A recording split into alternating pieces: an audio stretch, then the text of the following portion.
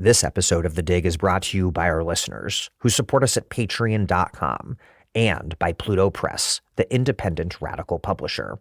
A new book of Pluto's you might like is How to Sell a Genocide, the Media's Complicity in the Destruction of Gaza. From the host of the Citations Needed podcast, Adam Johnson, comes this gripping expose of how the corporate media fueled genocide in Gaza. Drawing from original, data-driven analysis, Johnson dissects the mechanics of propaganda, from the selective empathy, strategic omissions, overt racism, and repetition of state-sanctioned falsehoods in places like the New York Times, CNN, and MSNBC. Dig listeners can get 50% off their first order of this or any book from Pluto Press using the code DIG50, that's DIG50, at plutobooks.com.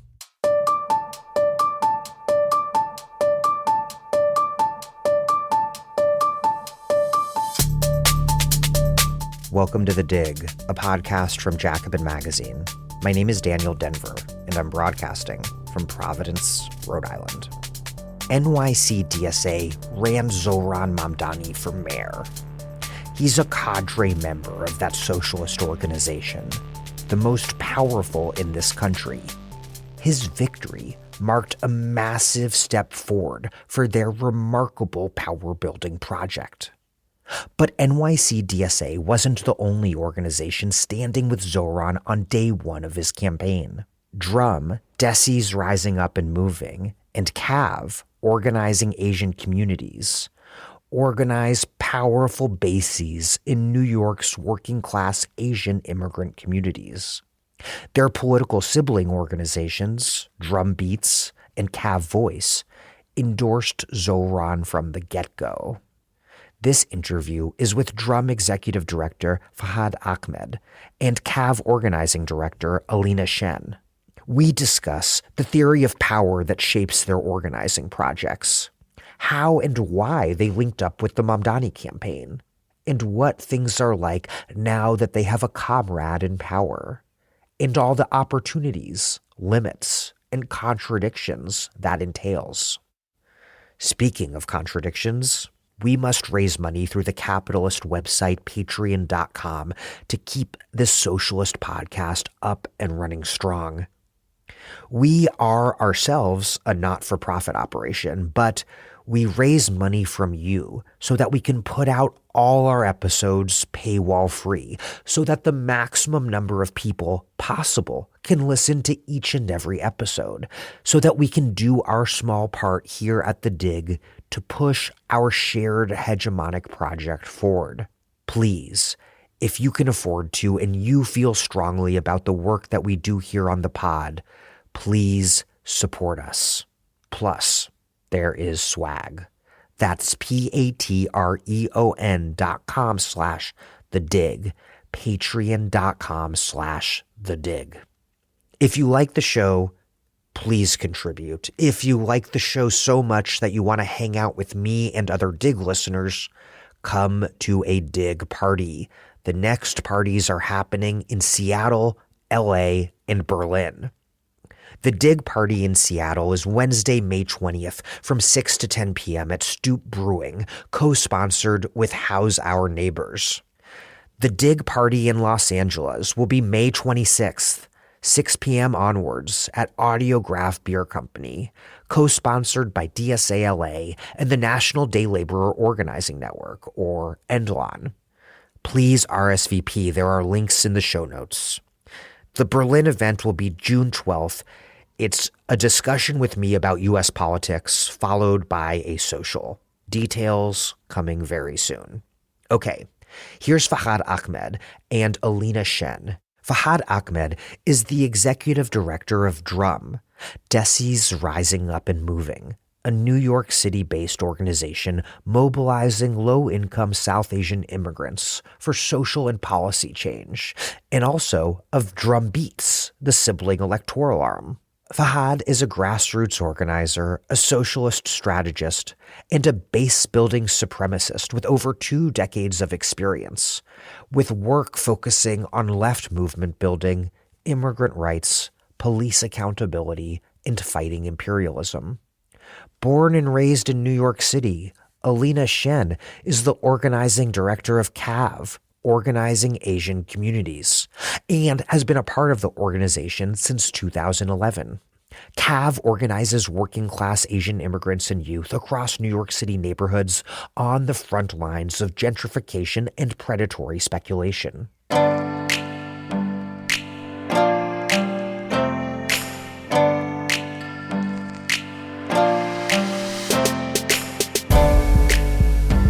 Alina Shen and Fahd Ahmed, welcome to The Dig. Thank you. Yeah, thanks. Thanks for having us. Before we get into the Mamdani campaign and the administration, let's talk about Drumbeats and CAV Voice, two key day one Zohran endorser organizations alongside NYC DSA, which, of course, is the socialist organization that Zohran came out of and that ran Zohran in the first place. Who do you organize and to what end? What's the everyday organizational practice of your organizations? What do your members do? And most importantly, what's your theory of building mass organization as a vehicle for transformative political change? So Drumbeats is our electoral arm, which is paired with Drum, Daisies Rising Up and Moving, which is in which our day-to-day work happens. And we organize working class South Asian and Indo-Caribbean people across New York City, multilingual, multi-generational, multi-ethnic. And our members are cab drivers, street vendors, domestic workers, restaurant workers, construction workers, public high school students, CUNY students, but who we generally understand to be the lowest layers of the working class in New York City. Given that almost half of our members are in different immigration statuses, that many of them may be working jobs where they're making $5 or $6 an hour while they're still living in New York City and still paying New York City rents. So that's the people that we organize. And the idea is to bring people into the organization and engage in campaigns that impact their day-to-day lives around wages, around work conditions, around immigrant rights, against police abuse, against surveillance of Muslim communities, for education in public schools and education funding, but also with like a much larger lens that looks at global issues of war, militarism, migration, and climate.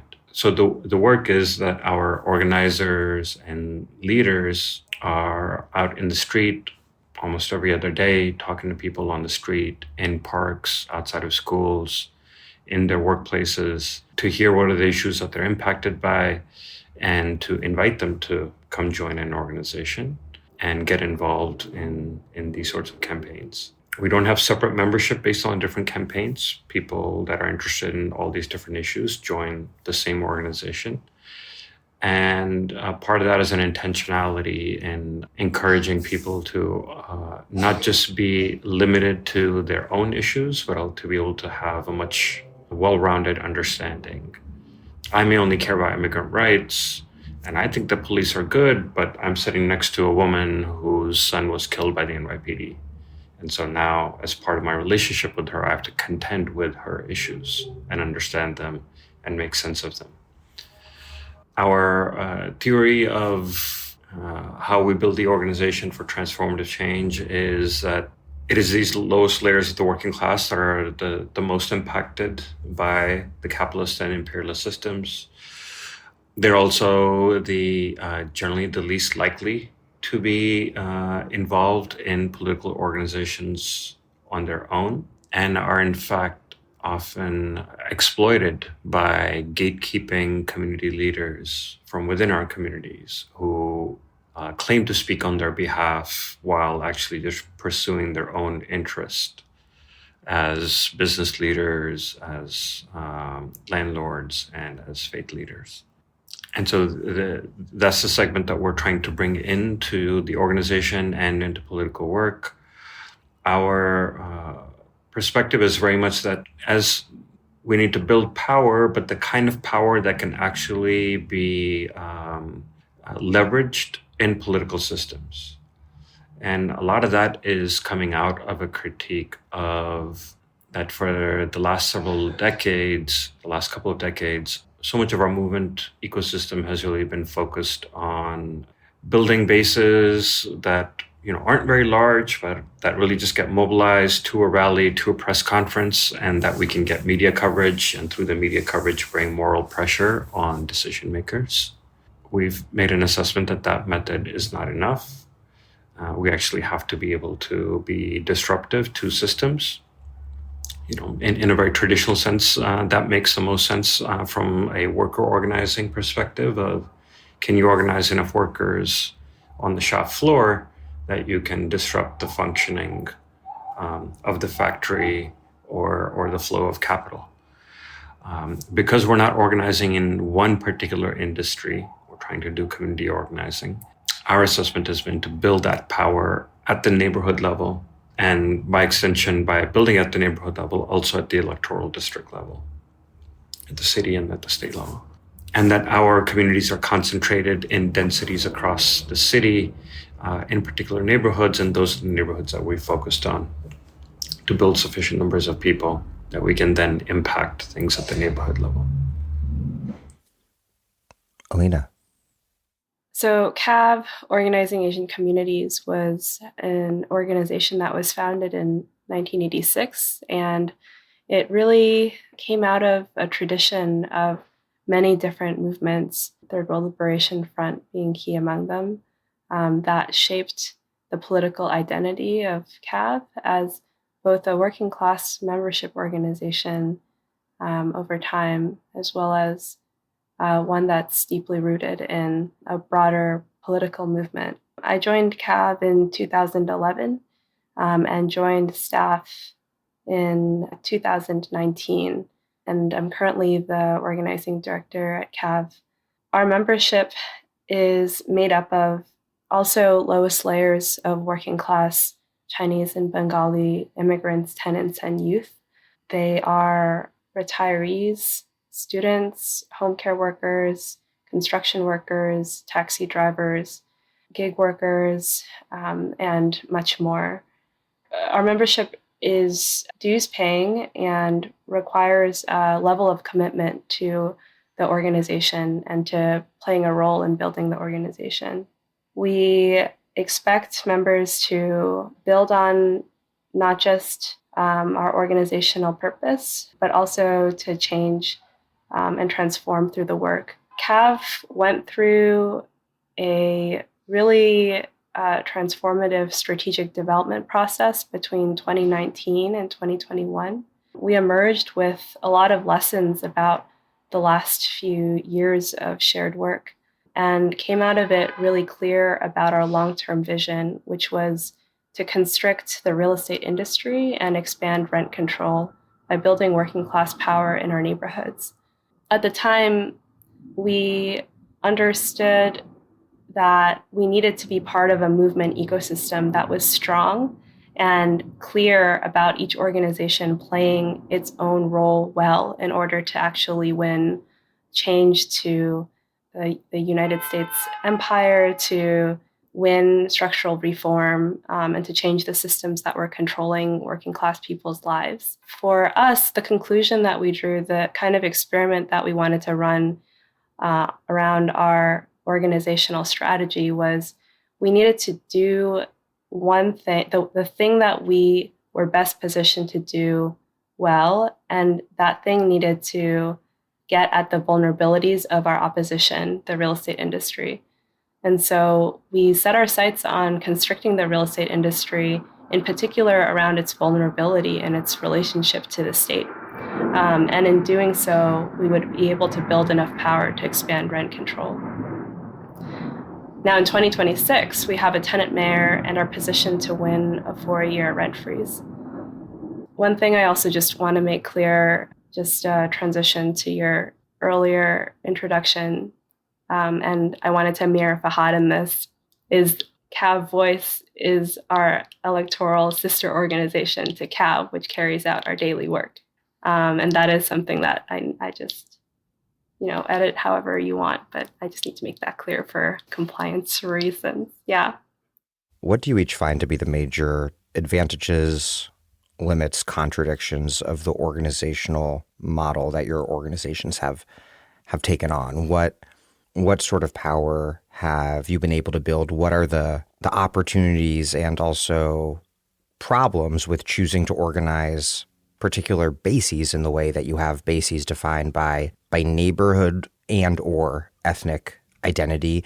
And then lastly, what about the nonprofit form, what it allows for and what it forecloses or limits, including in terms of how the role of staff relates to the development and leadership of the base? And I ask that knowing that there are not easy answers to this question. There are people, I think, who are really blithely dismissive of the NPIC, and then people deep within the NPIC who are in denial of its existence. Great question. Super juicy. I think to your first question, so after our strategic development process in 2021, we also asked ourselves that same question. What are the limitations of organizing specifically lowest layers, working class, Asian immigrant tenants and youth, and building neighborhood-specific power? I think, so where we landed on that is that we have neighborhoods in New York City where immigrants are a majority, where our people are a majority. They are places like Chinatown, where we have a base. There are places like Western Queens, where we have a Bengali base, and there are multiple neighborhoods like that across New York City. And those neighborhoods in particular are places where international capital, investors, billionaires, developers, they have chosen those neighborhoods to speculate and store their wealth, especially a place like Chinatown, which is by the waterfront and in Manhattan. And so our founding story of Chinatown Tenants Union is in the aftermath of 9/11, a handful of blocks away was Chinatown. 9/11 completely decimated the surrounding neighborhoods, destroyed the garment industry in that area, and forced working class immigrant women in particular to organize and actually not just respond to the crisis of a loss of employment, as well as deeply unstable housing, including a sweep of investors coming in to buy up property and landlords just neglecting their apartments in hopes of a buyout. But they not just responded to that crisis by building a neighborhood-wide tenant union to stop evictions, chase landlords away from intimidating tenants. We also built an organization out of it. There's a level of militancy, a level of experience and knowledge of revolutionary movements from across the world that pair with where our people are concentrated in New York City.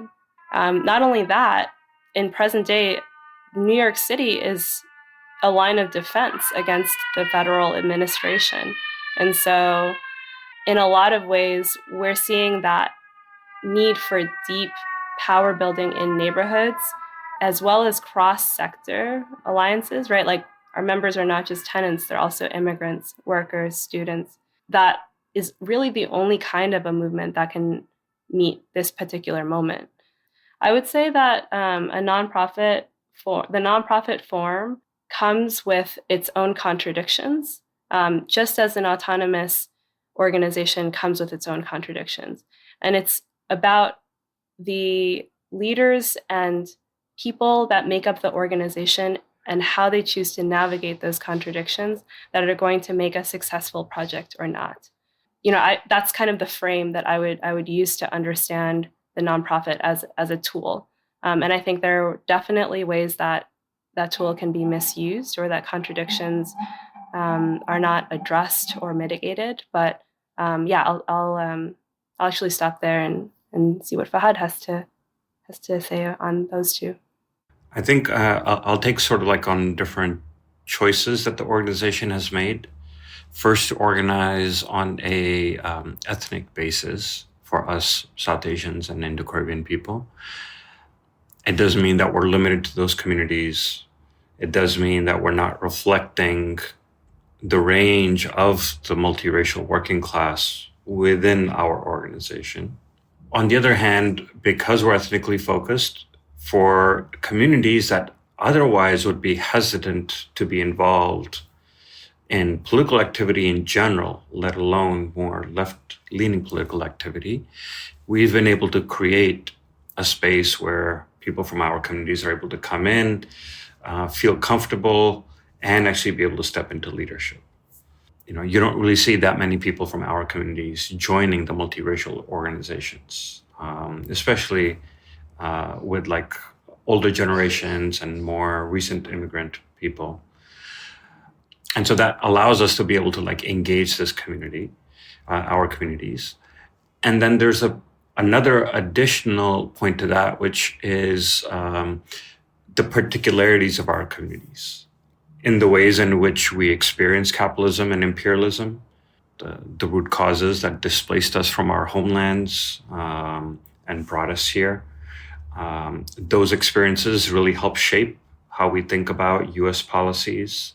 And it becomes a lot harder to just be like, I'm just going to worry about my own interest, or like whatever is good for me or whatever is good for my city or good for the country. Like our people inherently bring some leanings towards a global orientation, and trying to understand what happens here is related to what happens in our home countries. Also brings a sharp understanding or openness to critiquing US imperialism and militarism. And then there is also a particular way in which Asian communities get utilized by the right wing in US politics as a wedge between and within communities of color. And from that perspective, it's very important to have the organizing of working class people with a clear left perspective to be able to counter that. Maybe as an example, there are segments in our communities and also in like broader society. They'll say, like if policing are so bad, how come some of these Asian communities don't have these problems? Well, actually they do. And you don't hear about it. But we have many members that have been targeted by surveillance, that have been murdered by the NYPD, that have been shot by the NYPD, that have been stopped and frisked. Here's those people. You can talk to them. And we're able to have those people, be involved in the forefront of organizing, be leaders, be part of those movements. And that helps dull some of those attacks that come from the right wing. Similar things around education and things like specialized high schools or affirmative action. Asians don't have these problems. No, actually, particular segments within Asian communities, particularly working class Asian communities, actually do have a lot of those problems. And so we get to counter some of these larger narratives that are used to wedge our communities, and we're able to counter those. Then there's dynamics that also come from being a multi-issue organization. The advantage of that is that it means that our base and our work ends up being really well-rounded because of the ways in which our communities are at the nexus of many of these issues. We get to really become experts on how does national security intersect with public education and the targeting of a lot of Muslim and South Asian young people in New York City public schools. You use this word and all of a sudden the FBI is in the counselor's office trying to interview you. Or young people that are being entrapped into entrapment terrorism cases. And so we're really able to bring together the nexus of a lot of these issues and understand how the systems intersect. On the other hand, the multi-issueness also stretches us thin. We also have to respond to this issue. We also have to respond to that issue. Thirdly, the nonprofit model, I think very much in agreement with Alina that there are contradictions, not only in the nonprofit model, but with any model that we choose. But I do think that what the nonprofit model, and particularly having resources so that you can have office space and have people who are on staff and can dedicate their time to work on organizing, that really is the kind of resources that are needed if we do want to bring in the lowest layers of the working class into the movement.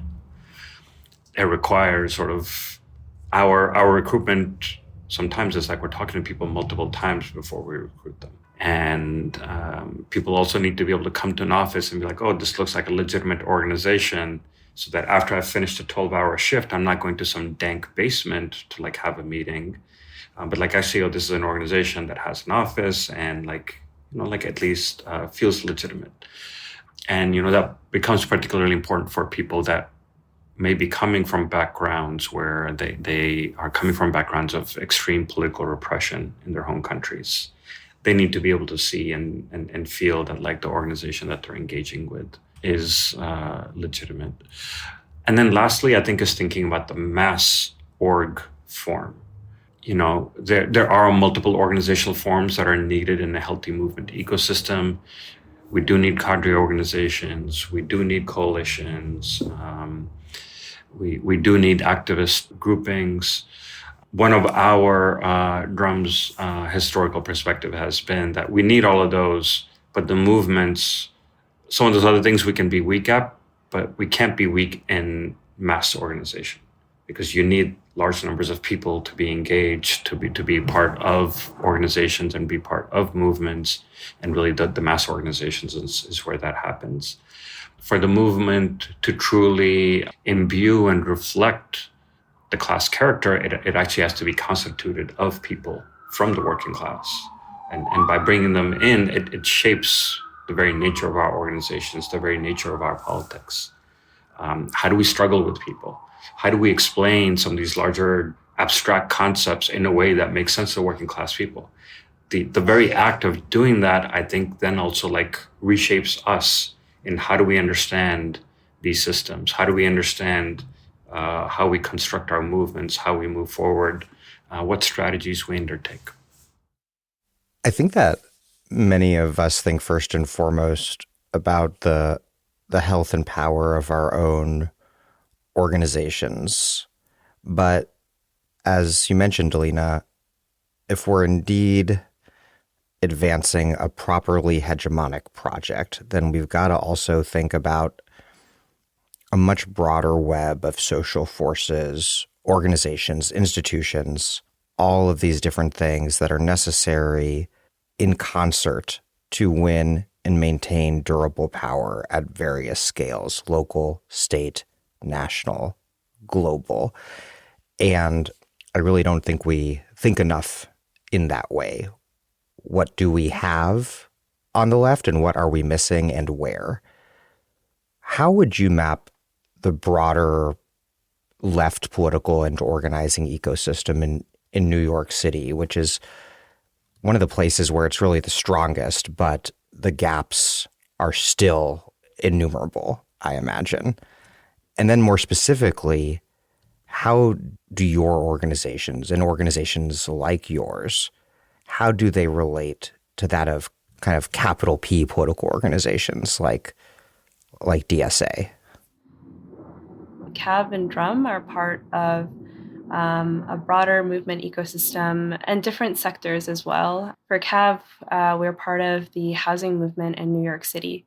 In particular, we are part of the leadership of Housing Justice for All and Tenant Block. And we are part of the People's Majority, which is a community and labor alliance that formed out of winning the Zohran affordability platform and beyond. And so I think some of the project of People's Majority is to fill the gap that we have in this particular moment of coordinating different sectors of movement to work together, and particular community and labor.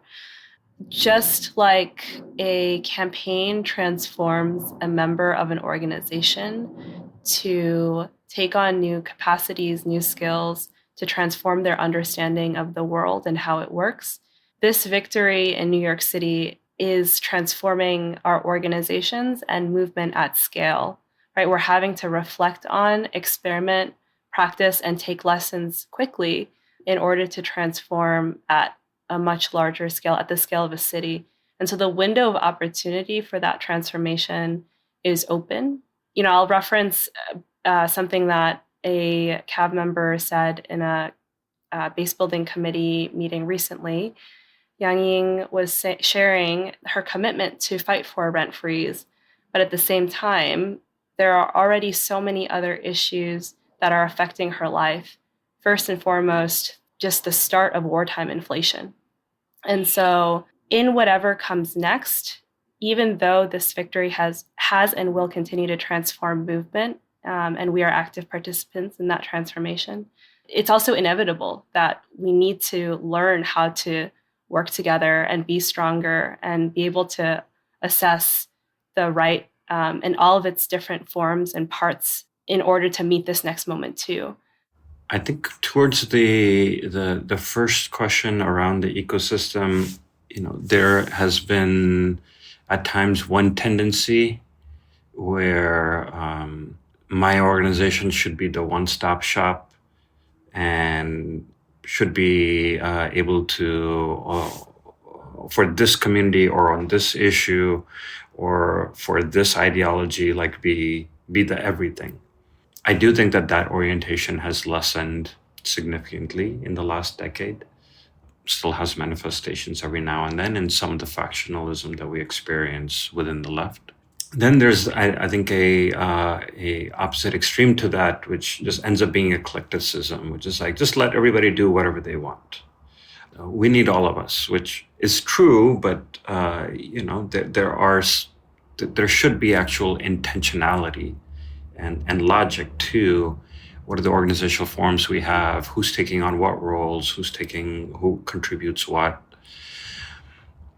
And I think, so we really kind of like between these two positions is sort of like a healthy understanding of multiplicity and sort of like the diversity of the organizational forms within the ecosystem. From that perspective, it helps to know, okay, this is the role that this organization is looking to fulfill. Here's the strength that they bring in. And when we need that strength, that's who we should look to for leadership, for guidance. And, I think that orientation to an ecosystem is something that we are still developing. I think for so long, we've been so powerless as a left that one of the ways in which we deal with that sense of powerlessness is to just lash out at each other, engage in sectarianism or factionalism. And part of our hope is that as the left starts to make strides, make progress, that is one of the things that we can, now that we're actually contending with having real power, not just in terms of the elected offices, but also like on the ground, that we get a better understanding of how to navigate and deal with the contradictions, both in the political sense, but also around the organization forms and within the ecosystem. So what about the kind of actually existing ecosystem? I mean, specifically capital P political organizations, but Alina also mentioned labor, which is obviously a key and, contradictory force because you have very different sorts of unions with very different sorts of leaderships. You have other nonprofit organizations that have much less of a ideologically informed politics than yours, but still play a role and can be a productive, if contradictory, role. Yeah, so I think sort of this orientation that is more analytical rather than moralist or judgmental allows us to actually be like, all of labor is not the same. Right? I think maybe 10 years ago, because of challenges that we would have with particular unions in education, we're like, screw labor. But it's like, okay, what are the contradictions that are occurring inside of labor? How responsive is the leadership to their own base? What are the dynamics within the base to try to resolve some of those contradictions? And so I think with this more grounded and analytical perspective, I think we're starting to be able to engage in much more meaningful ways with the different forces. With then, like we just get to measure. For this union, we know it's a top-heavy. We know that it's a very business unionist model, and so our expectations of them are going to be low. And we're not going to be disappointed or outraged if they, don't end up siding with us on a important fight. On the other hand, this union or this organization, we understand both how they structurally operate, but also the ideological role that they play. And so we can work much more closely with them. And so I think, this is sort of like the place that we're starting to get to in New York City, at least for us. We are getting better at engaging in that way, and it feels like that several other organizations are, and not having illusions about like, oh, we're all together, but like actually working towards understanding how do each of us operate, and then how do we work together. And so within all of this, I think, to speak very specifically to the current New York City dynamics, I do think, labor has that spectrum of either very dominated by a top-down model, either a business unionism model, or like leadership that is deeply tied into the existing systems, whether those are the political systems or within the systems of capitalism. And within that, I think we're seeing some of the smaller unions sort of like diverging from it. UAW, we consider PSC, are the two unions that we get to work with the most.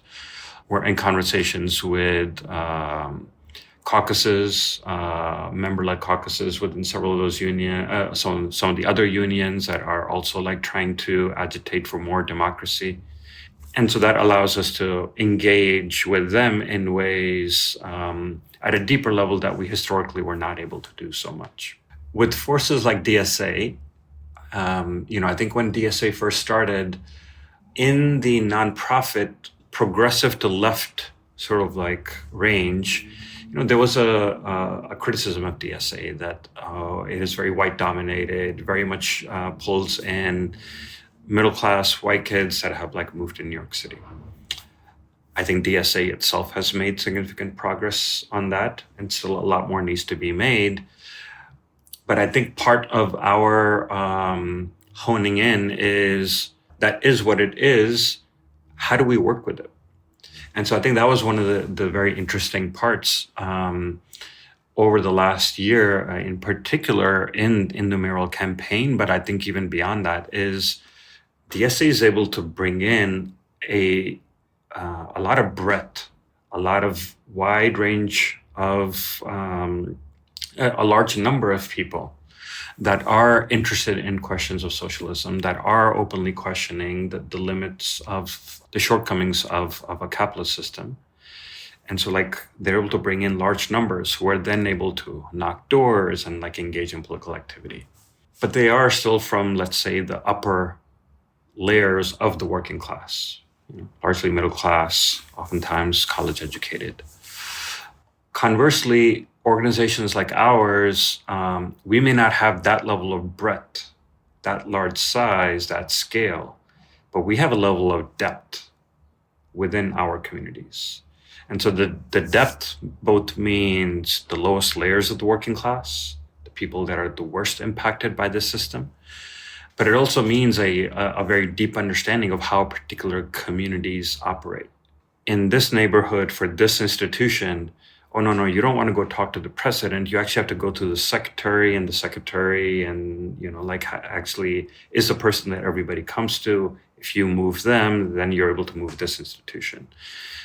In this community, it's these sets of leaders that really impact things. And, they're business leaders. And so they will always favor more pro-business issues, and the workers' issues are really ignored. And so if we want to organize on working class issues, how it is that we will navigate that community. So there's this level of like nuance and depth that shows at a very micro level that our organizations are really well positioned to know how to navigate. And then the bringing together of the basis, the knowledge, the perspectives of these different layers of the working class means that in coming together, we're actually able to have a much more well-rounded view of what's happening and what would be the ways forward. How do we navigate challenges that are coming up? How do we mobilize enough communities for a particular fight around rent freeze, around tax the rich, and not have it just get written off as, oh, this is just sort of like some middle-class white kids issue, or this is just one particular ethnic community's issue. but actually start having a much broader representation of the working class that cannot be as easily dismissed by the propaganda of the elites and of the ruling class. Yeah, that's an interesting point you made around DSA, because there can be this sort of like moralistic critique about it being disproportionately downwardly mobile, middle-class, college-educated people. And you sometimes hear it within DSA itself. And it's like, well, that class layer is kind of objectively blowing up American politics right now. So the Marxist way to think about that isn't to be moralistically averse to that reality. It's to study it, understand what's happening, and then go from there. And I hope we can dig into moralism a little bit later. Oh, yes, for sure.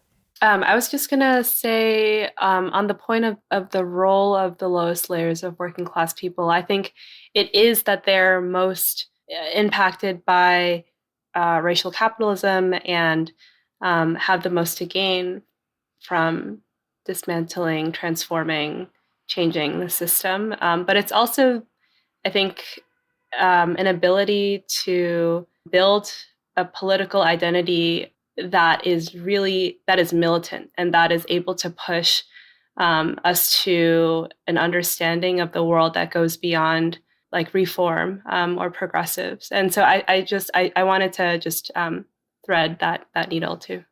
How did drum beats and Cav voice become day one Zohran in endorsers? How did you make that decision in terms of how your organizations envision mass organization relating to left-wing electoral politics, both in general and in the particular situation that you're in, which is winning the mayoralty of the by far largest city in the U.S., which is also arguably the most important city in the entire world capitalist system. I know from speaking to both of you that you engage the campaign, your organizations engaged the campaign because it responded to overlapping but also distinct strategic priorities that each organization has.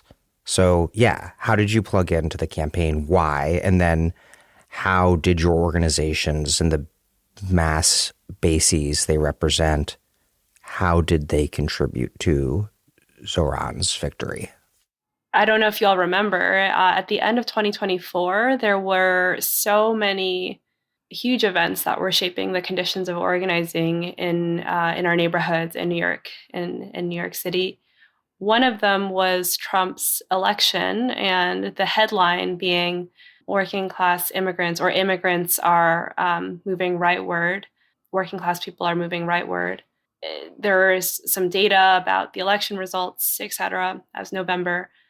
Shortly after, news of former Mayor Eric Adams' indictment hit the headlines, and I think there was just a vacuum of leadership and really meaning making in that moment. At the same time, former Assembly member Zohran Mamdani had reached out to our organizations, sharing news of a mayoral run and wanting to be day one endorsers.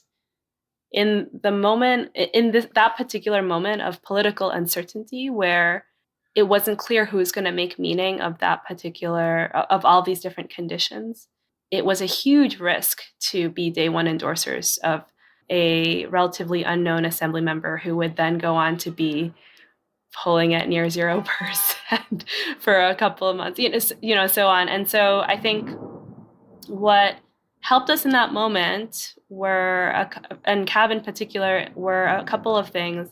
First, after the November election, we conducted this huge project of phone banking, of doing outreach on the doors in our neighborhoods of our base. And our question was, what do you think of this election, whether or not you voted for Trump? And we called this ear to the ground, and our organizers were placing hundreds of calls, having conversations with a base that trusted us because we'd been in the organization. We'd been organizing for so long.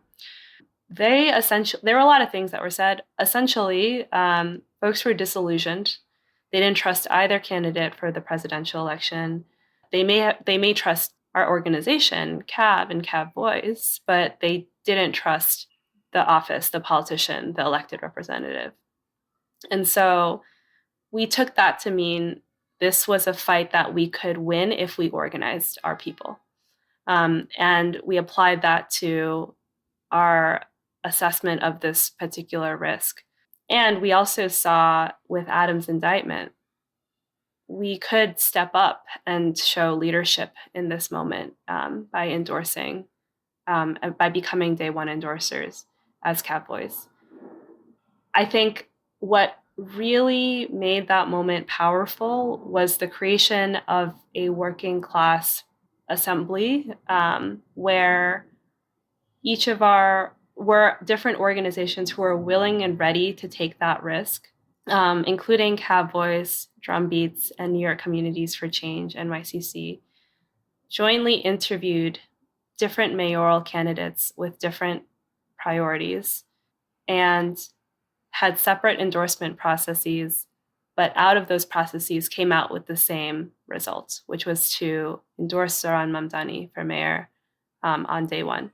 I don't know if you remember this, Fahad. It's kind of a funny story. I feel like the reason why we decided on the particular date of the interview and why we were brought into the process was because we took an elevator up together. And I was like, hey, this assembly member, Zohran Mamdani, reached out and said, we need working class organizations to be day one endorsers. Are you, what do you think? And then I think we were like, I don't know, that's kind of risky, but let's just start a line of communication about this particular project. And I think in my mind, I don't know what would have happened, probably other conversations if we weren't in that elevator, but I always think of it as a funny story. Yeah, just, in the grand scheme of things, we would have chatted about it, but I thought that was a funny result of being in the same organizing spaces in New York City.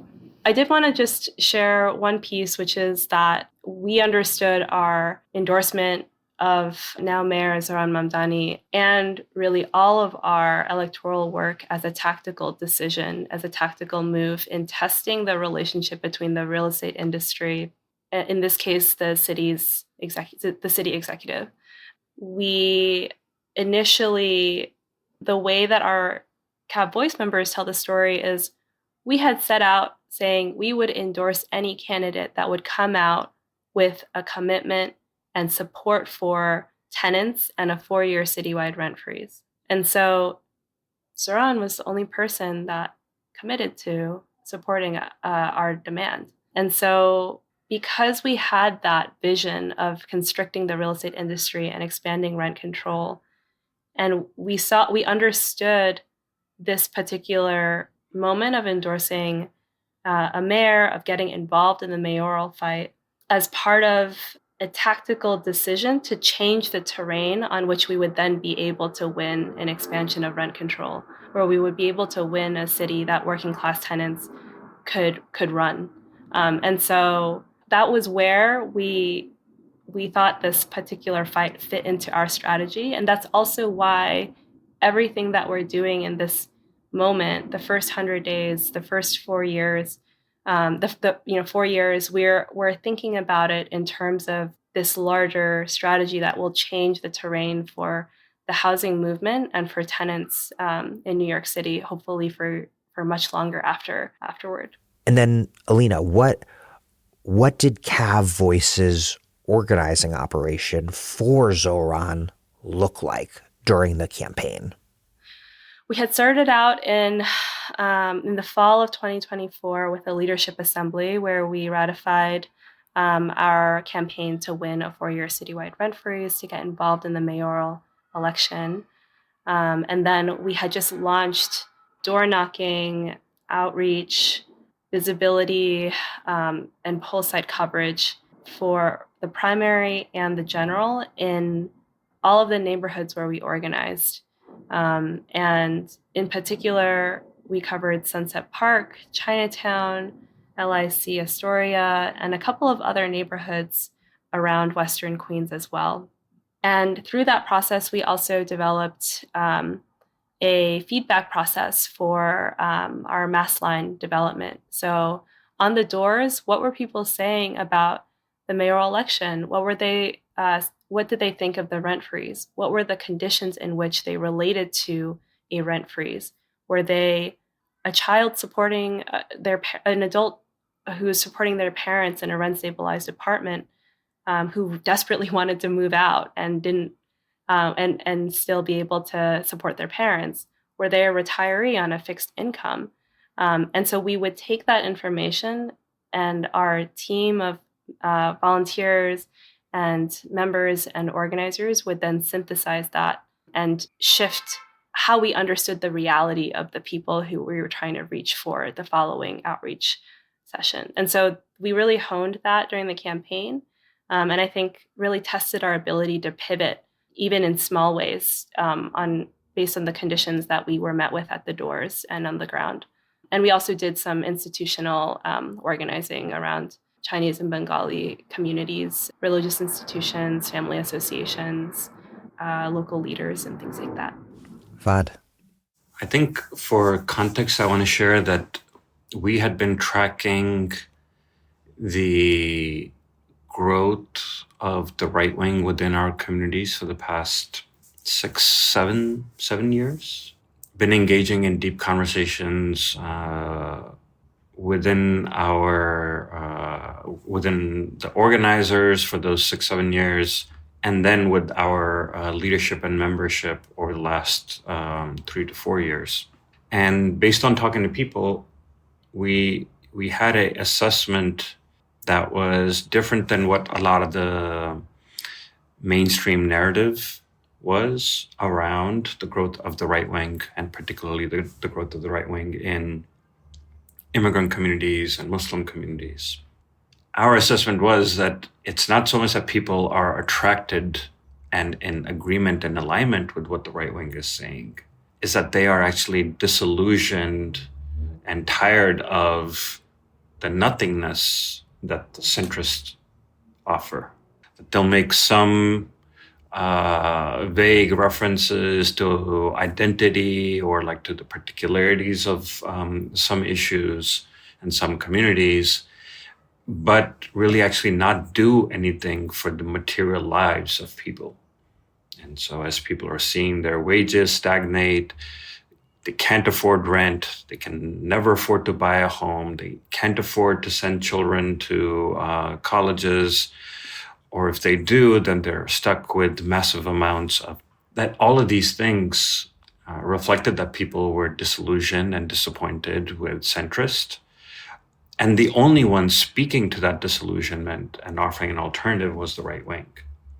And so the pull towards the right wing wasn't because of actual alignment to the right wing. It was more because of they were the only ones that were acknowledging the problems of people and offering an alternative. It's a reactionary alternative. It's not an alternative that would have, resolved these issues. It's an alternative based on hate, on division, and on reactionary ideas. But at least it was acknowledging things. And so that tension became a lot more amplified for us by the beginning of 2024, which was sort of like the tail end of the transphobic and homophobic movement, like Moms for Liberty, and the inroads that those people had made into some Muslim and South Asian communities across the country, but including in New York City. And then we were seeing that, the 24 presidential cycle was coming up, and we could see that people in our communities were like, well, Biden and Harris have just supported the genocide, and also have not made any of our lives better here. And so why don't we just go with the alternative? And so we had, at the beginning of late 23 and early 24, undertaken a political education process of understanding the political spectrum. What does the right stand for? What does the left stand for? What do the centrists stand for? And I think we were just nearing the conclusion of that political education session. It was like many months when Zohran approached us in the summer of 24 and said, "Hey, I'm thinking about running. What do you think?" One of our questions to him was, "What do you think are your chances of winning?" And his response was, "There is a path to victory. It is narrow, but it is there." And our response back was, "Actually, we disagree. We think the path is actually quite broad. Because if you're going to campaign on what you're saying you're going to campaign on, which is on rent, on housing, on transit, on childcare, those material issues will speak to a broad segment of people. And then you're willing to follow up." Right? Zohran said that he wouldn't run on Palestine, but he would take a clear stance on Palestine. He wouldn't run on, some of these particular issues of Muslim communities or queer communities, but that he would have like clear, strong stances and policies on each one of them. And that this combination of centering materialist class-based struggles, but then also being able to follow up strongly on the particularities of communities and the particularities of issues, it resolves a gap that the left has had, a contradiction that the left has had for many, many years. It's a rejection of sort of like the class-only orientation, which doesn't speak to the particularities. And in many ways, you could argue that like Bernie's campaign sort of like reflected some of that. And it also counters the identity politic, which speaks to the particularities, but like to all the particularities, but then doesn't actually do anything to bring people together, cohere them together. And so just even in the brief conversation, like what Zohran was presenting, like that deeply resonated. And so for us, it actually didn't feel as much of a large risk to support the campaign. We saw it as the opportunity to advance a left political project, to be able to bring left politics into our communities and into the city in ways that actually had not been possible. That we would actually have a candidate and a campaign that could do that really well.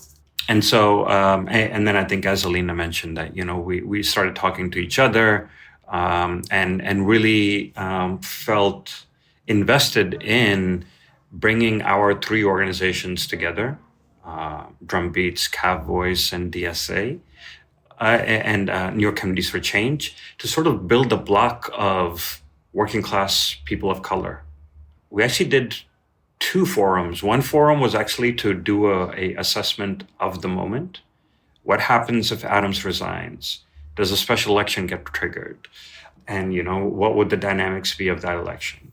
What happens if it just goes to a primary election? So like we did a landscape analysis of the moment. And through doing that analysis together, we're like, actually, it feels really good to work together. And so then we're like, let's actually do the candidate forum together as well. And so we did that together. We did break out into our respective organizations to make a decision. And when we checked in 30 minutes later, it was clear that all of our organizations had chosen to endorse. And then so after we endorsed and the day one announcement happened, and it was a lot of our members that were standing alongside Zohran, I think it was an important moment that there was these communities of color that were visually there to stand alongside him. And the campaign couldn't be dismissed as, oh, it's just like a bunch of like white kids, but that it actually did represent the multiracial working class. And then there is a little bit that I want to share about our work, which is the first task that we did is we know the role that a lot of the traditional community leaders play within our communities, particularly in relationship to elections, the gatekeeper class. And in addition to talking to our members, that was the first set of conversations that we had, was to talk to the gatekeepers.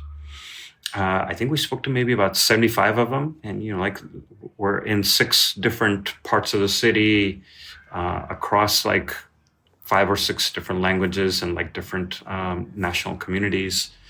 we must have spoken to about 75 of these community leaders saying, hey, we're endorsing Zohran. Here's the reasons why. Here's what we think it means for our communities. What do you think? And maybe about 60 to 65 of them laughed at us.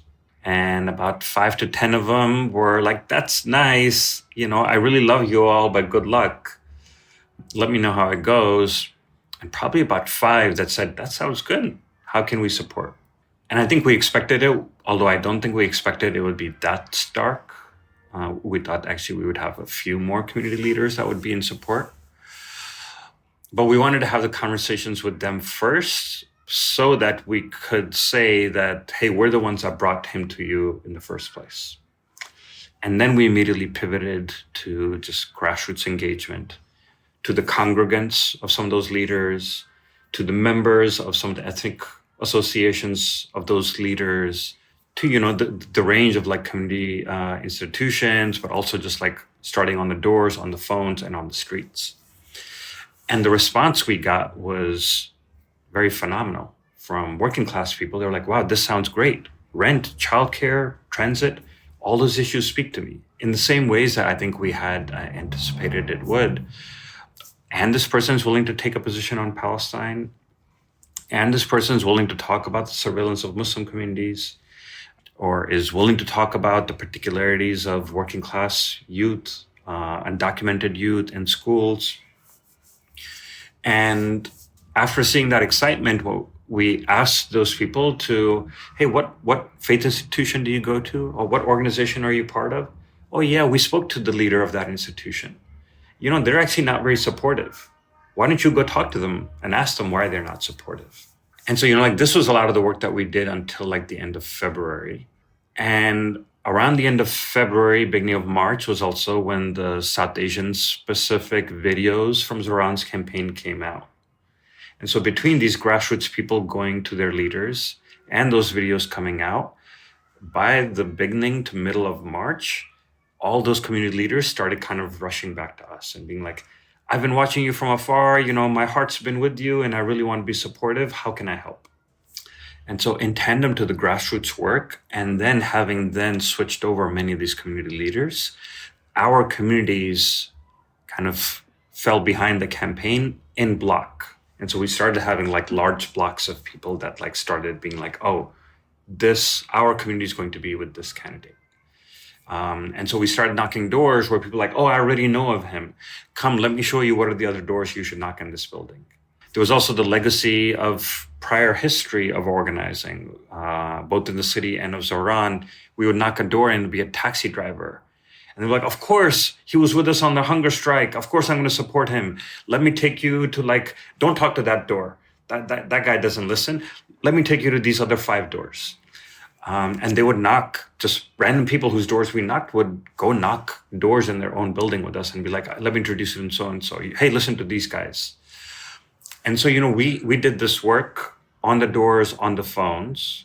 We did it at the community institution levels where we're bringing Zohran into a mosque, into a temple, into an ethnic organization. But we're also talking to the ethnic media in language. And then we were also producing our own material. Our own members were making videos of skits, of responding to, oh, so-and-so saying this thing of like, Zohran is from this particular community, which is not the same as our community, so we shouldn't vote for him. And so they were like countering a lot of those sorts of things. And so there was a very comprehensive saturation within our communities around how are we thinking about this mayoral campaign? Who are the candidates? And why is this person going to be the candidate for our communities? Which is why you just saw like historic levels of voter turnout from our communities. In some neighborhoods, like Kensington, the Bangladeshi voter turnout was above 50%. And then the last piece is, even as we were doing a lot of this work, in almost all of our chapters, because we have such a strong neighborhood presence, we often, our canvases and either the DSA canvases or the campaign's own canvases ended up combining. So we know this building has, like a lot of Punjabi people or a lot of Guyanese people. And so our members were there with other DSA members or with like other organizations knocking doors together. And the process of knocking doors together, then hanging out afterwards in our office or at a coffee shop together, debriefing, just talking, also meant that there was relationships being built around what this new left could look like. And so it was an opportunity for DSA to be like, see our members, oh, you live in a basement with like 6 other people? You get paid $5 an hour at your job? And our members being able to talk to DSA members, oh, what kind of work do you do? Why is it that you got interested in this work? Why do you identify as a socialist? Oh yeah, we believe those same things, but like, here's how we talk about it. Here's how we relate to it. And so the process of the campaign also started sowing the seeds of the building of the left that we are particularly very excited about. Alina, yeah. Yeah, I was just having so many reactions because it really is helping me remember this past year. Actually, specifically, I was knocking on a door in Kensington. This appa at the door was like, "You're canvassing for him? Do you want to come to his rally? We're all going. Our whole building's going." This was like in June or something like that. And I was like, "Oh, okay, like, sure, I'll go." It got deep. It got super incredibly deep. And I was laughing because, just hearing Fahd speak on Drumbeat's program and experience is helping me fill in just a couple of gaps that in my response. I just wanted to quickly speak to them. The first is just, it's really incredible to hear that of the kind of the political background and the training that was taking place at Drum, because we were also in the aftermath of 2 neighborhood-wide experiments around using the city bureaucracy to constrict developers in Astoria and Chinatown back in 2022, 2023. And in particular, we were fighting Innovation Queens in Astoria, and we were trying to pass the Two Bridges community plan in Chinatown. In both cases, we were up against these billionaire investors, Chatrit in Chinatown, Kaufman, Silverstein, and others in Astoria. In both fights, they were incredible, huge fights. We won in Astoria, and we had the largest concession from a private developer on privately owned land for affordability requirements. And we lost in Two Bridges in that our community rezoning plan was stalled. And so a lot of the aftermath of those 2 campaigns was about taking lessons with membership of what happened in our neighborhood fight. Where was there the bottleneck? And in both fights, it was the mayor.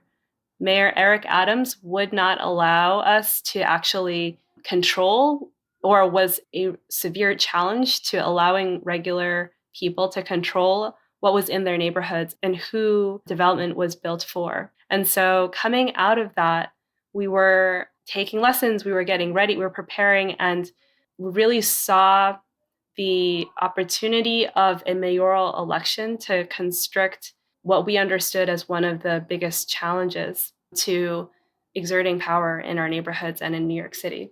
So I just wanted to name that and connect the period of meaning making to the election as well. And then I wanted to also connect what Fahd was saying earlier about depth in our communities to really what that means for being able to move community leaders and to move our base. There were so many times that we were needing to respond to communities that were being moved by their leaders who didn't want to really had interests that were counter to what Zohran, the candidate, was offering. They were trying to move their congregations. They were trying to move the members of their senior center to support Cuomo or another candidate. But because we had depth in our communities, because we'd been having these organizing conversations, and we were known from decades of organizing in our communities as an organization who carries working class interests, we were able to actually intervene and be a pole of leadership in in our case, in Chinese Bengali communities in New York City. And so I think that is where the depth really matters, not just for a vote, but for people's ability to think about what their interests are and to align their actions to them. So I just wanted to add that. Also sharing the experience of being laughed at by institutional leaders. And our members actually, at the end of the day, were fighting their leaders to be able to flyer and share. Your members got the last laugh. Yeah, he was. Mr. Young was incredible. He was like, "This is my senior center. I can talk about whatever I want to." It was really wonderful to see him exert his leadership. Yeah, and then I think just on our end, there was a marked shift when it became clear that Zohran Mamdani might become mayor. And in that shift, we were then able to test through neighborhood-wide action, through press hits, in particular with World Journal for the Chinese community, just what kinds of openings and access there was for not just the candidate, but for our ideas, for rent freeze, for rent control, for the impact that real estate has on New Yorkers.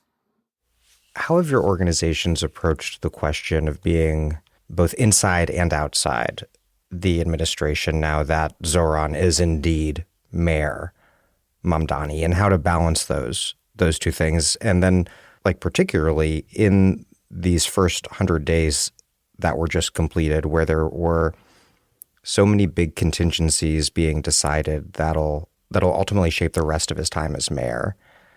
How have you decided to navigate it all? Because I think there's a tendency among some on the left, I think, have a tendency to try to push Zohran to embrace maximalist positions or use maximalist rhetoric that would ultimately undermine his popularity and power and ability to move his project forward.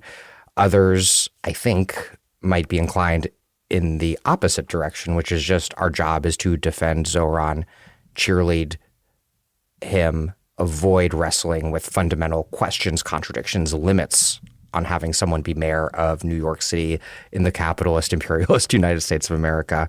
What's the right way to think about how the left should co-govern, should push back, should exercise independent power when need be, in a way that's committed to constructively building the project, but that recognizes that the project is inherently problematic?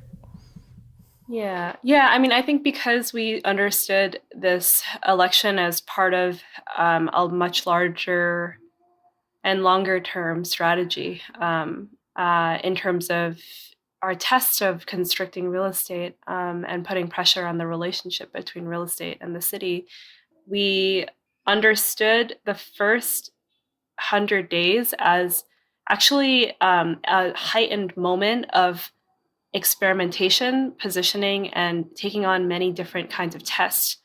What it would actually look like to exert pressure from the outside, with what it would look like to interpret and try to communicate understanding of what was happening inside.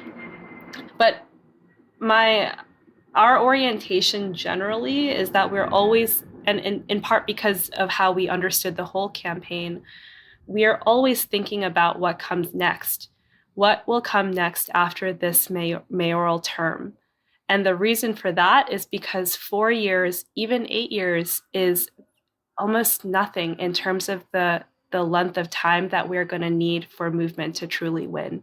And so within that doesn't mean that we don't want to be learning lessons and waging experiments and moving things in the short term. But we always have an eye toward what will happen at the end of one term, hopefully 2 terms. And so that line of thinking really falls in 2 categories. One is around structural reform. What are the things that we can win from this victory that are going to make it more possible to organize more layers of society in New York City and pull them left or pull them toward our shared vision for the kind of role that government should play in their lives. That is still a question that I think can be seeded and asked in the first 100 days, but we're going to continue to trouble the answers to those questions of what the upper limit of what's possible to put us in position after. The second way that we're thinking about what we can get from this mayoral term as movement comes from many different schools of thought, but in particular, Marta Harnecker's Planning from Below, which I and a couple of others read in December in preparation for this upcoming year. And there are a lot of interesting pieces that she lays out in relaying the mass governance experiments in Venezuela and in Kerala, India. But she, in particular, talks about the necessity of developing people, of protagonism, and in particular, instilling in people the sense that their transformation and their full participation in a process is going to be key to ensuring that whatever the left wins in these 4 years, we can hold on to that victory when we have a new mayor or a different set of conditions. And so what are we going to be able to do in these 4 years that will develop as many people, in particular working class people, as possible? And we are engaged in experiments like that, both outside and inside. And then what do we want to win, whether that's a policy, a position, or a narrative shift that we can then build on beyond this particular moment. And so that's how we're thinking about the first 100 days, but really just this victory in general. I think we knew going in that neither one of those polls is a grounded approach and methodology.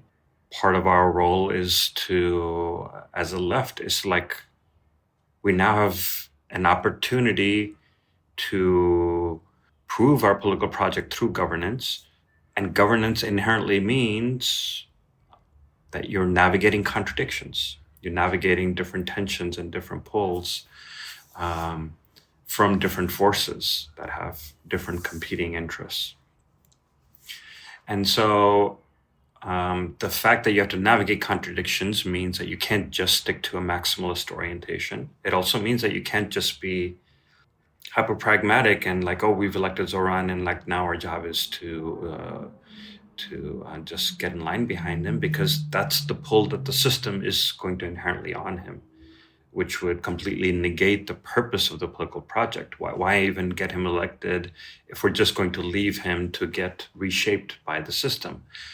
Our job is to work with him on the inside, to be able to provide as much sharpness as possible, figure out things as much as possible together. And then also on the outside, maintain pressure that is both in coordination with the inside, but is also independent of it on the outside. I think that conception in theory made a lot of sense. In practice, it's been rough in trying to figure it out. I think the initial first month especially felt like really rough because the administration was new. They were still getting staffed up. They're being attacked on all sides. And I think we're also trying to be deferential. Okay, we know that they kind of like need to get settled in. But then there was just like several things that happened. And it was kind of like, oh my God, are we losing him? Or is he still going to listen to us? And for us, particularly like an incident around the NYPD, which maybe we'll get to talk about later. But since then, I think sort of like we've kind of like regrouped and kind of figured out a way of like, okay, how do we maintain communication with the administration? Then sort of like the process of being on the inside, then sort of like, oh, you become so informed by the inner calculations that you then subjugate your external calculations to the conversations you're having on the inside. And so I think then there was the second phase of figuring out, okay, now how do we actually think about the outside work and our need to maintain pressure independent of, yet informed by the conversations on the inside. And so that, I think like that's sort of been like a second phase of it. And I think we're still trying to like figure out that balance of, we know what are the challenges that the administration is contending with. If we disagree with their assessment, do we continue to like add pressure from the outside and actually make things harder for them? Or do we take that into consideration and, like not make things hard for them, but like then actually like not push things? And those are a lot of the things that I think we're trying to figure out. And because none of us have done this before, it is very much like a steep learning curve. But I will say that like it does feel like that we're at the same page on the fact of that we're trying to figure it out.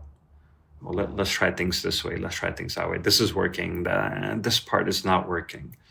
And so there is at least that level of like alignment that is happening of like, okay, we do need to be able to talk some things directly with the administration.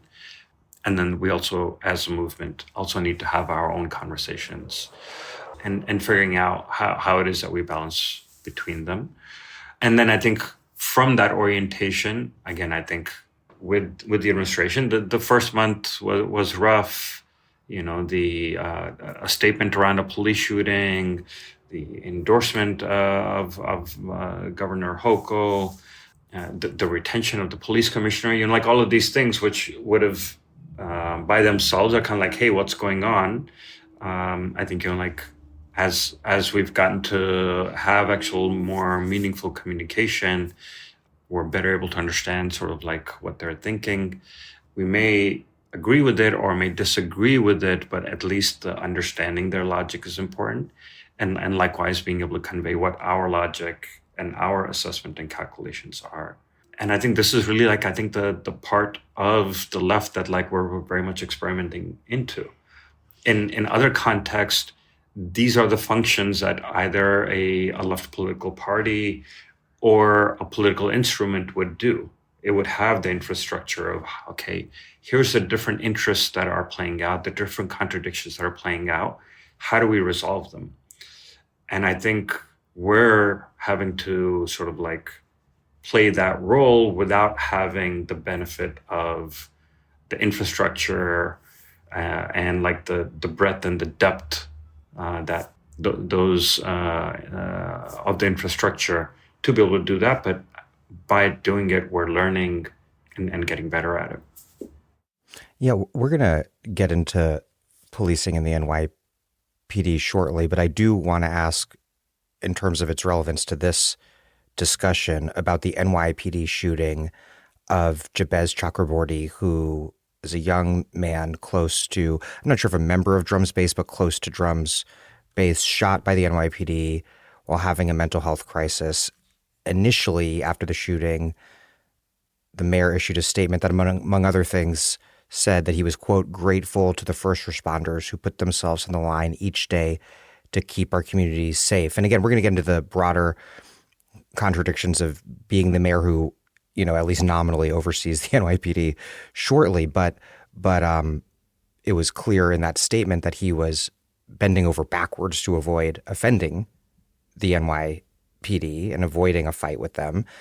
But in doing so, he issued a statement that was profoundly offensive to a lot of people, very much including to Drum, and Drum issued a response pushing back pretty forcefully. And I would imagine that was a very difficult and complicated experience organizationally for you all, and sort of exemplified in the sharpest ways precisely what we've been discussing the last few minutes here.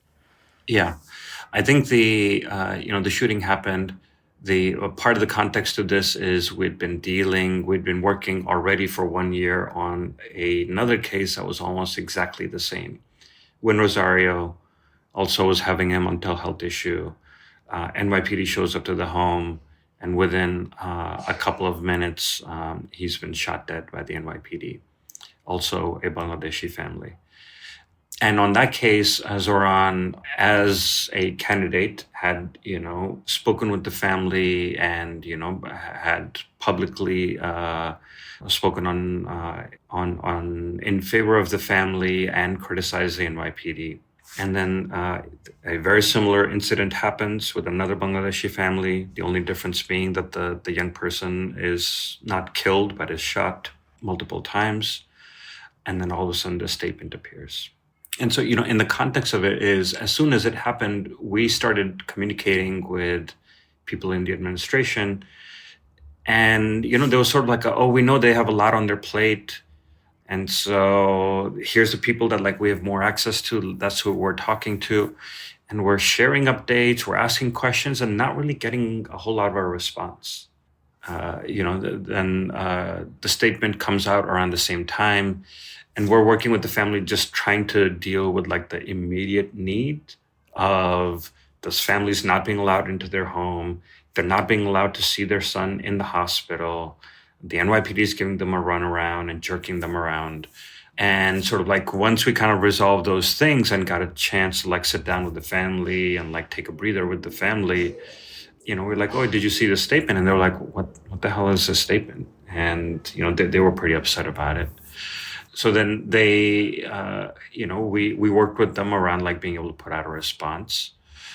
Then there was all of a sudden the pieces within the administration that sort of we weren't hearing from all of a sudden were very present and very responsive. And it was no, we actually understand the importance of this case. And we understand what's going on and let's be in closer communication.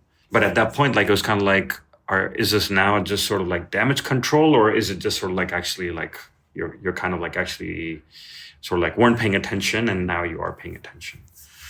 And through some of that engagement, it became clear, the statement actually just kind of came out through the comms team, and the mayor had feelings of hey, me, we've worked on cases together before, I wouldn't say something like that. It's we could say that, but the statement went out publicly. And so we have to respond to what the statement publicly is. And so that led to sort of okay, what are their inner systems of how comms relates to the mayor? Who are things are run by? How are they talking to movement forces before putting out a statement or as part of putting out a statement? And I think it really triggered a lot of conversations around wait, this thing happens. What is the process? How do you do things? Comms-wise, who does it go to? And so it was a lot of learning for us, but it was actually a lot of learning even for them, because they were still getting set up. They were not staffed up. And so, it took some time. But in that period between responding to the statement and the first week after it, there were several points where tension went high and then came back down low, went high and came back low. Because it often felt we invested so much in getting, in winning this election. Are we now going to undermine the relationship because we have to take this position? Because if we don't take a clear position, we undermine our own bases and lose legitimacy with them. And if we do take it, are we then jeopardizing the relationship? And that 1 or 2 week period was a really, I think, a good testing ground for what is the depth of the relationship that we have. And it became very clear that that yes, mistakes have been made, but the relationship actually is pretty deep and pretty meaningful. And there's lots of things that we have to struggle to figure out together and have grace with each other. And I think as those systems have come in place, I think, okay, now we expect better if something else happens next time. And I do think that as different policing related issues have come up, we haven't had the same exact instance, but that there is more of a, hey, we're thinking about saying this, or is this something that who should we consult with this issue about? So there's a sharpening up that's happening, but it was a crash course in learning, sort of what the balance with the inside and outside will be. I'm Naomi Klein, and you're listening to The Dig, my go-to podcast for the most thoughtful, in-depth conversation on the left. It's an incredible place to be exposed to new ideas and new writing And if you can, please become a sustaining supporter at Patreon. This episode of The Dig is brought to you by our listeners who support us at patreon.com and by Verso Books, which has loads of great left-wing titles, perfect for Dig listeners like you. One that you might like is Control Science: How Management Made the Modern World by Henry Snow, available now for pre-order. What are the rules that govern our workday? Who made them? And how do these rules dominate the rest of our lives? Whether on Caribbean plantations in the 17th century or in Amazon warehouses today, the powerful have constantly developed new techniques to control workers and new justifications for doing so.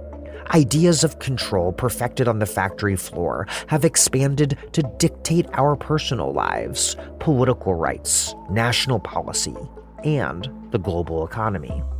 Blending intellectual, economic, and labor history, Control Science reveals how common sense about work, the economy, and human nature was fabricated and must now be challenged.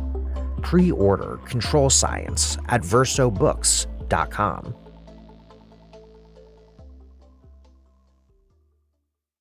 Fahd, to get deeper into the NYPD question, the reality is that the New York City Police Department is one of the biggest in the world. It's like a giant army. They're tremendously politically powerful. They resist any sort of civilian democratic oversight. They've been central to a half-century long strategy of municipal governance that's the opposite of what we're trying to achieve as socialists. It's a form of governance predicated on violent social reproduction on the cheap, cops, jails, austerity. The NYPD is central to the real estate state that dominates New York, geared towards just ever-increasing asset values. They violently and have long violently enforced the color line. And it was clear from the minute we all started being able to imagine a Mamdani mayoralty that the NYPD would be a central contradiction of a Mamdani administration and more broadly for the socialist project in New York City. And we've seen on the socialist left a real shift since where things were at in 2020 when the demand was to defund, if not abolish, the police. And I think the new assessment is that it's a mistake to engage in a direct confrontation with the repressive state apparatuses and their political arms, that rather than engage in what Gramsci would call a war of maneuver, we should engage instead in a more protracted war of position where we build out alternatives to policing, transform society so there's less disorder and crime, and the idea is that doing so will neutralize the cops' legitimating claims and ultimately create social and political conditions where we can constrain their scope, their political power, the sense that they're indispensable to the city, the really kind of, on a very basic level, the fundamental ideological associations that people draw between policing and their own well-being. I think that ideological association has understanding that the reality of that ideological association has been a really sobering experience to the left and set into motion the shift in the left's approach to policing since 2020. The idea just that we must advance these alternatives before we push forward an agenda to reduce the size, scope, budget of the police, because that has proven to be, ideologically speaking, a live wire and a mostly losing fight electorally in New York and elsewhere. So far we have Zohran. He's made some moves to establish alternatives to policing for people in mental health crises, but he hasn't been able to create an actual department of community safety. He still pledges to disband the NYPD's anti-protester strategic response group, but hasn't yet done so. And generally, unsurprisingly, he's avoided picking big fights with the NYPD or its commissioner, Jessica Tisch. And this strategy, of course, is absolutely rife with contradiction, even if it is the wisest, best way forward. What's your take on this general minefield of contradictions and how they ought to be navigated? How ought we think about what the mayor is doing, how he's doing it, and about this broader kind of strategic reassessment that the left has been undergoing in recent years? And then lastly, how should we think about what movements should be doing, independent of the mayor or any elected official, including especially any executive level elected official?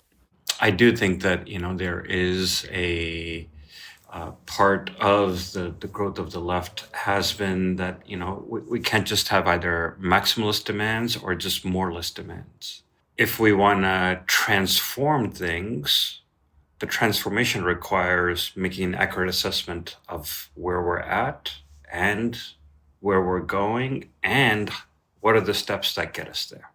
So as an analogy, if I give you 2 supermarket bought eggs, I can't tell you make me a chicken tonight. You're not going to be able to make a chicken with 2 eggs tonight. So we have to be able to read, like, where are things at? What is a correlation of forces, which is our side, opposition side? What is also like the state of like the conditions in which the police operates? And so I think our movements have rightly made an assessment of part of the way that policing has been built is through the starving of social systems, of health, of education. And the starving of those social systems then further justifies the needs for police, because then you have people that don't have treatment and for their mental health issues and are like out on the streets, are homeless, schools that are underfunded or don't speak to the range of needs that young people have are insufficient. And so people are coming out with insufficient education, struggles in getting jobs, all of these things, like they're interrelated. And so we can't just overnight say, okay, we're going to defund police and like put money into education, into housing, and into health. And even if we actually had that money and like we're able to move it over in one day, it won't produce the changes at the social level. That'll take some time. Let alone, again, the correlation of our forces and also the people's understanding of the common sense of like sort of like how things work. If there is antisocial activity happening, what of it is actually rooted in some of these sorts of causes? What of it is just like actually maybe something like within that person that they have maybe chosen to do? How do we distinguish between those things? There's all of these things that I think we in the past maybe didn't contend with quite as seriously. And so I think from that perspective, it makes sense that in a place like New York City, where the NYPD not only is a large force, but is a force that has much greater influence, and because of the positionality of the NYPD, can easily sabotage. And we saw this in 2020 in response to the uprisings that not only in New York City, but in cities across the country, the police were able to sabotage the demands around defunding, the demands around investment in alternatives. At that time we were only a couple of years into progressive DA sort of like experimentation in Philly and in other places. And all things, in several places, you saw reports in San Francisco that there's an actual sort of like a robbery happening and the police are standing there watching it and just sit back and just let it happen. Oh, we're told that we're not supposed to intervene. And the public, and particularly the people that are impacted, they will then actually turn their anger towards movements that made those demands. And that's a lot of what we saw. And that's also the threat that we face in New York of not only can the NYPD attack, but they can also undermine an administration by actually letting things happen, or even sort of like instigating or agitating things that actually produce more chaos. They're very well positioned to do that.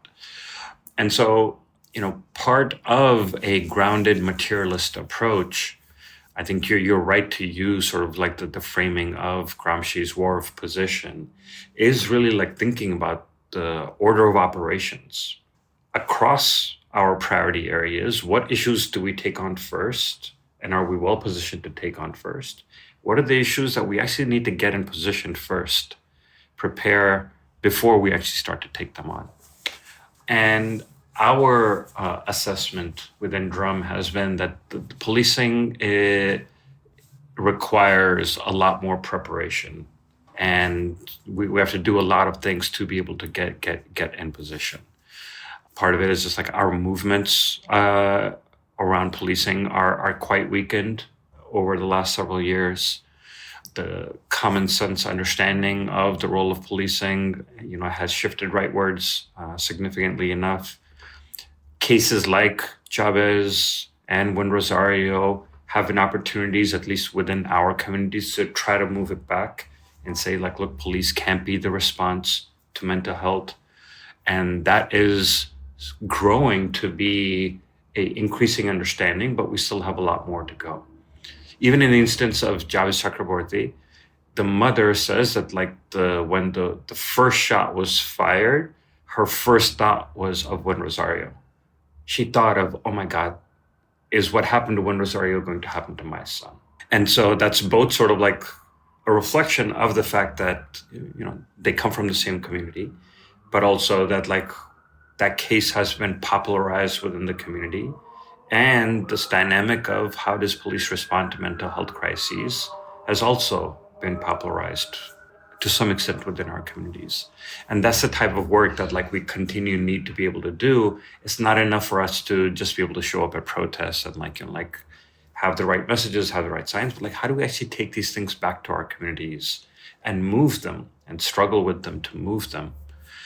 And so, I think in our assessment, this was even before the administration came in, our assessment was the NYPD really should not be the first thing you take on. Based on the calculations of all of these things, it's not what's ripe in the beginning. But again, we shouldn't lean towards a purist or maximalist or approach, but we also shouldn't be overly pragmatic, which is just fall in line with the NYPD and allow everything to move to be as it is. And so I think it's been good that there's been some messaging around we want to get police out of mental health. We do want to dismantle the SRG. We do want to establish the Department of Community Safety. And that messaging is important to continually remind people that we do have a different vision, but we're not picking a fight around moving it yet. And we're taking steps and being thoughtful around it. Within this, there's multiple other dynamics of, there were segments of the NYPD that actually were pretty well moved by Zohran's campaign. And this is particularly true in our communities where, there are police officers have families who can't afford to stay in New York, have family members who have mental health issues. And we're talking to police officers that are saying, I'm worried about if the NYPD encounters my nephew who is schizophrenic and oftentimes is just out and about on the street, what will happen to him? And so, I think it's opened up some exploration on, are there sort of wedges that we can create within the police department, within some of the forces in and around the police department. On the administration side, how do they start to build these affirmative programs, the Office of Community Safety? What are the things that it begins to take on that starts to prove the concept of that there are some of these things that can be better handled outside of the NYPD, that then enable us to ask, well, okay, if that's moved off of the hands of the NYPD, then actually can we reduce, some of the dependency and the resources and money that goes to the NYPD. And I think like these are the ways in which like those contradictions have to be navigated. And, I think there have been disagreements at points around like, could the mayor actually on this issue have come out a little bit stronger? Are there moments that he could press a little bit more against the commissioner or against what the NYPD is saying or doing? But I think we're in a healthy conversations and struggle about those things. And that piece is moving forward. And in the meantime, I think just sort of the point that I was saying is like, what are we as movements doing? How are we trying to go deeper into our communities, really build this at much deeper and broader levels, and understanding of what alternatives to policing could look like, what investment in healthy communities would look like, and what the investment in healthy communities would do towards public safety. To follow up on your point there about the contradictions within the NYPD, it was really something last July when there was a shooting in, I believe, Midtown Manhattan, where amongst the people killed was a police officer, Didarul Islam, who was a Bangladeshi American NYPD, and Cuomo and Adams and the media really like immediately fired up this messaging machine to somehow blame Zohran's history of having stances critical of the police for this shooting of the Bangladeshi American police officer. But when it turned out that he was Bangladeshi American and that Bangladeshi Americans, including police officers, were rather supportive of Zohran, it really complicated and undermined this attempt to somehow use this killing of the Bangladeshi American police officer to indict and undermine Zohran. It was a really remarkable incident. Yeah, that was very much true. I think those are dynamics and opportunities that a purist or maximalist approach actually blinds us to. If we think that like, okay, every police officer is opposition, everything related to police is oppositional forces, we actually lose the opportunity to understand the distinctions, the disagreements, the nuances between them, and then how we relate to them. On the flip side, the right wing is very sharp about finding the differences within our coalitions and actually being able to exploit them and wedge us against each other. So, Muslim communities have actually gravitated very strongly towards progressives, movements and the left for the last 25 years in the aftermath of 9/11. And then 4 years ago, the same right wing that was talking about ban Sharia and all these things, all of a sudden decided actually we could work with the Muslim community on transphobia. And they stopped all of the anti-Muslim agitation and honed in on, we actually want to work with Muslim communities, and started peeling off Muslim communities from like progressive and left movements. And then it wasn't done. And then like, I think 2 years later when the genocide started, like it again sort of like heightened the contradiction, and then like kind of things reverted back. But the right wing was able to do that because they're able to like look at things analytically and understand what are the nuances of all these different forces in this coalition. When we sort of like say, I don't agree with so-and-so, I don't agree with that force, screw them all, they're all bad and I hate them all, we lose out the ability to understand actually what's happening there and how it is that we can navigate within it in a way that actually helps move our political project forward. And that is part of a scientific or analytic or materialist grounded project that like actually is able to see things in those ways rather than in a moralist, through a moralist lens. Right. Assessing the contradictions within a giant police department like the NYPD the same way that the left would traditionally assess the contradictions and balance of forces within a military in any given country. Pretty normal for the left to do. Yes. And important for the left to do. The left has failed to do that at its peril very seriously in many countries. Alina. Remembering the moment before January 2026 where the stakes of needing to balance NYPD loyalty to New York City was just so, I mean, whatever counts for that, was so high because of this fear of federal escalation, of having both the federal crackdown on civilians in New York City, and at the same time NYPD collaborating. And so I think that pressure of that balance, for both movement and also for the mayor-elect was definitely a factor, because I think in moments where the federal government is acting with impunity, where they're carrying out an authoritarian playbook, the biggest indicator for their ability to carry out the program is their control over military force. And NYPD, like you were saying in the beginning, is like a military force. And so I think like some of the organizing that's happening, some of the distinctions of groups within the NYPD that's happening, I think all of that is in play.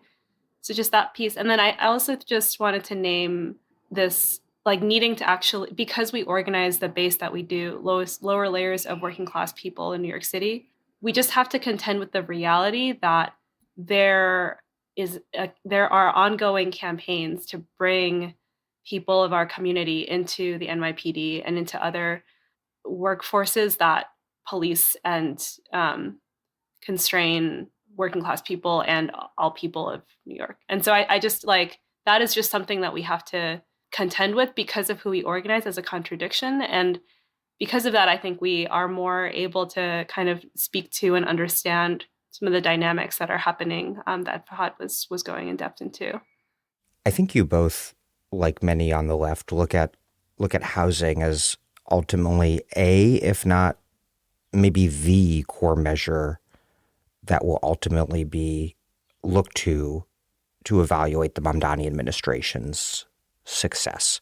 What's possible there in terms of shifting the balance of power over housing, real estate, land, turning the balance of power against real estate, capital? What can comrades on the inside like Sia Weaver, what can they do to help grow the power of organized tenants and also then more generally to decommodify New York housing, to materially remake the real estate order?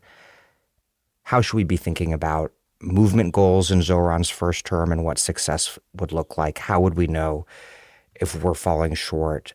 And how does having such strong allies on the inside shape the decisions you and other organizers are making as you set out to do your work? Overall, having movement folks who share alignment, especially in the housing sector, go into the administration just makes more possible.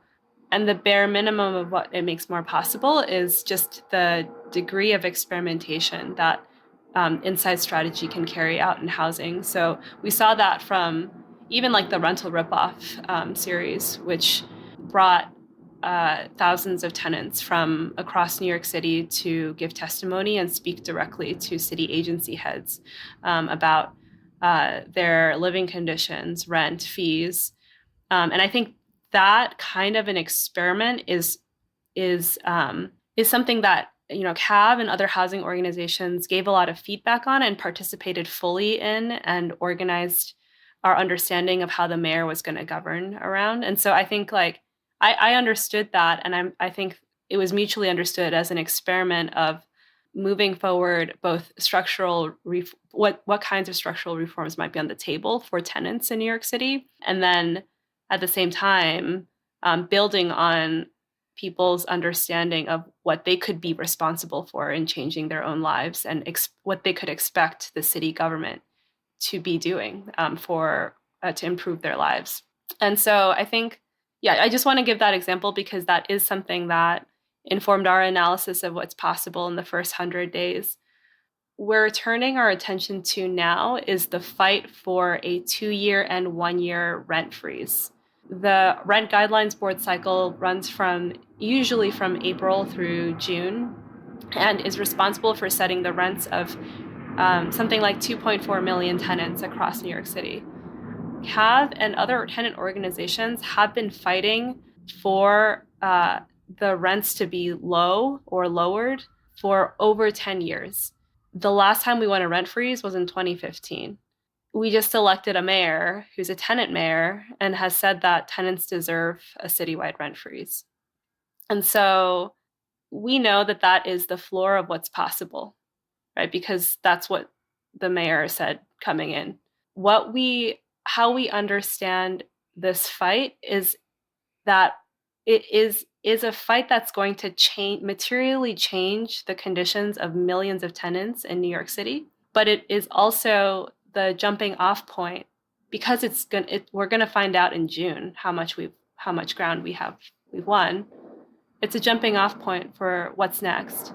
And the reason why we know it's more than just a demand, why we know it's more than just a material demand, is because of how it's changing the logic of landlords and the real estate industry, in concert with all the other things that the administration is testing. We know that landlords are now anecdotally proactively asking tenants if they want repairs. Anecdotally, real estate developers are saying they should never have entered this industry, saying things that represent a changed logic in this city. And in that shift, there's going to be opportunities to demand more. And so we have an eye toward a rent freeze and all of the scaffolding that's required to make sure that there are no challenges to the rent freeze and that the rent freeze will be carried out, no loopholes. And actually, what is helping sustain us in this moment is a clear understanding that the rent freeze is the minimum. Spain just passed a rent freeze because of the war in Iran. And so the conditions necessitate that we are fighting in the housing sector and then connect it to all of these other different sectors because of what's coming and what is already in front of us. So in terms of housing, that's our immediate. It's very interesting to think about the contradictions of being a city that has the strongest tenant protections in the country and is also the real estate capital of the world, the finance capital of the world. And so how do we press on that contradiction where tenants are a majority in New York City, especially rent-protected tenants? My grandparents lived in public housing and rent-controlled housing in Chinatown. And so there's a logic that's already inherent in people. There's something that they expect. So how do we push on that now that we have a democratic socialist in office?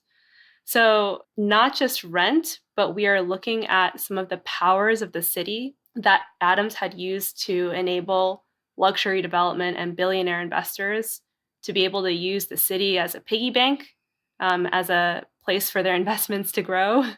How do we not just constrict development, but also set requirements on developers so that we can, as much as possible, broaden what kinds of public sector or community managed, community owned mechanisms the city can enforce.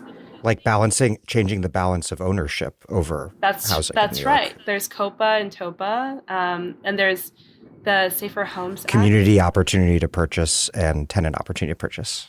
That's right. I think like all of those things are on the table. It just will depend on how much power we can build and how much the inside can continue to experiment to see what we can get. And some of those things are what I was referring to as structural reforms, right? Like my grandparents lived decades of their lives in rent-controlled and public housing. They expect that the government will regulate their rent. And, rent control is being phased out. Rent stabilization is undergoing a tax from the real estate industry. Public housing has been defunded by the federal government.